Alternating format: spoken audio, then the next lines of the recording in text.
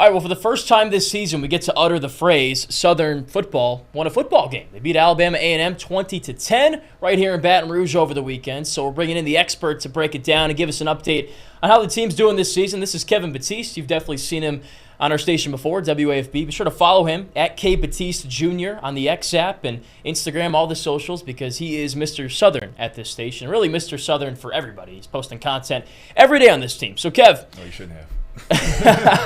You shouldn't have. You're that guy. He's that guy. He's a Southern guy. 20-10, first win over Alabama A&M. I'll admit it. I told you I thought A&M would win this game. I was wrong. Southern wins. A lot thanks to the defense. They played well in this game. I think they played pretty well in every game this year. They kind of lead this team. Yeah, outside of against Jackson State, allowing all those rushing yards, 200 yards, I mean, they've really been the key cog of this team. I mean, they called themselves the Dog Day defense. Earlier last week, Alabama A&M head coach Connell Maynard, he was barking on camera saying how much they was ready for conference play. You do it.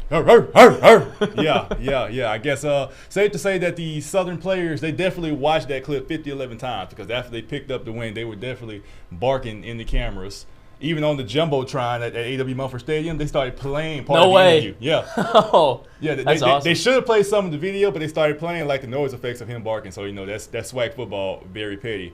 But, yeah, like I said, if Southern wants to win a SWAC championship, obviously it starts with their defense. And the problem in their first two games was they weren't creating any turnovers, which was their bread and butter last year. Okay. And they got 4 turnovers against Alabama A&M. Obviously, the most critical was the one on the goal line where it seemed like Alabama A&M's offense was a yard away from tying the game that Southern had control of early in the second half.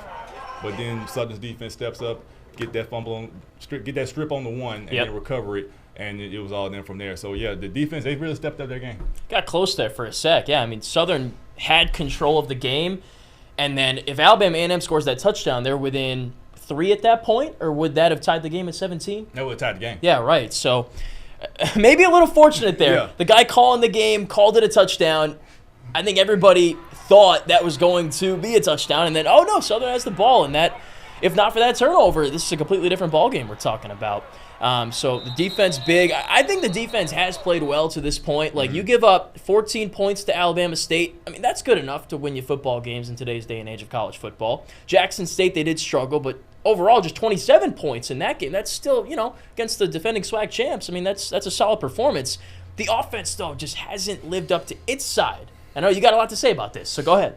Yeah, you say close, and Alabama A&M would definitely tie that game on that touchdown because before that, it was real ugly in A.W. Mumford Stadium. Like I said in my story, you could feel the rage just ready to explode from that fan base if Alabama A&M would have tied that game. There were people in the stands, saying some unkindly, can't utter them here, unfriendly words along the phrase of "Coach, you suck." Whoa, that's all I'm gonna say. I'll leave it at that. Use your imagination. But yeah, it was bad, man. I mean, this offense. I mean, I don't know how to explain it. It's sometimes they'll start off fast. They started off fast against Alabama State.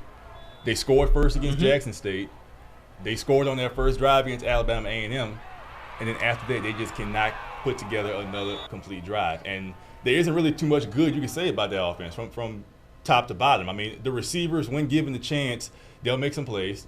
They got the speed. They got the height. But, looks like it. But it doesn't matter if your offensive line cannot block and if your quarterback cannot make the throws. And as far as the O-line, it's bad. Okay. It's bad. Southern is a football team that usually has no problem running the football.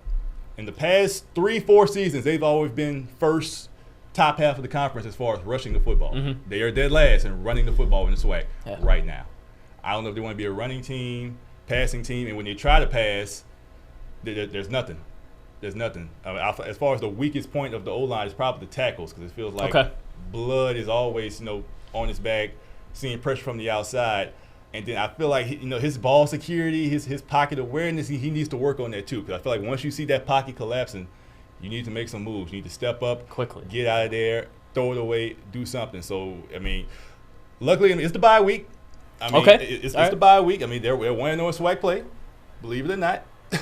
So I mean, a lot of things to correct, but everything they want is still in front of them. So it seems like they're still lacking an identity, and in the past, I know it's Dooley's second year, so maybe he's still trying to figure out what his identity and thumbprint with this team should be. But in the past, it's been the run game, and they haven't been able to run the ball yet. So they're trying to figure it out through the air, I guess. But even that is just, as you said, completing drives. They're not doing that. They'll get some nice chunk plays here and there, but then they'll get stopped, or they'll have to punt, or they miss a field goal, stuff like that. So I guess that's the biggest improvement they need going forward. And another thing, John, I'm calling out the players because, obviously they play, but coaching is also one of the biggest culprits because one thing that we've noticed in these last 2 weeks, they have basic problems just getting the play off.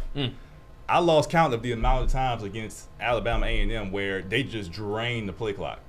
Or, they're steady, the assistant coaches giving the signals and everything, and Blood's just looking like, what's going on? Like, I don't know what's going on. Then you get the snap off at the last minute, and it turns into like a 1 yard, 2 yard, or no game play. And then there was sometimes where they would come out of a timeout and drain the play clock or get a delayed game. And I feel like that cannot happen. Can't have that, yeah. You cannot happen. Now, on top of the weaknesses with the O-line and the QB struggling like that, if the coach can't get it together, then nothing's going to come to fruition. All right, so a lot to clean up, but 1-0 in SWAC play.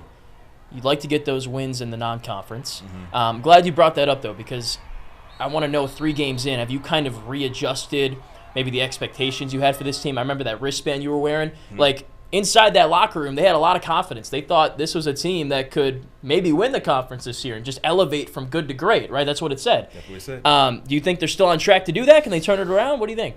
Their saving grace is the SWAC West. It's wide open. All right. There is not a dominant team. Just like last year when Southern won the conference on literally the last 2 weeks of the season, when they needed 2 or 3 teams to fall flat on their face and it happened.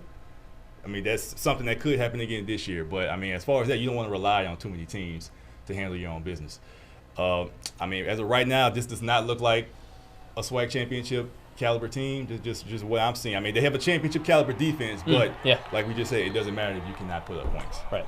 And as far as the rest of their schedule, they still got, the gauntlet of the SWAC West. They still got PV. They still got Alcorn. They still got TSU, Grambling, all those guys. They play FAMU. That's a tough one. They play FAMU in 3 weeks. But outside of maybe Pine Bluff, because, they usually handle business against Pine Bluff. That's what you were saying.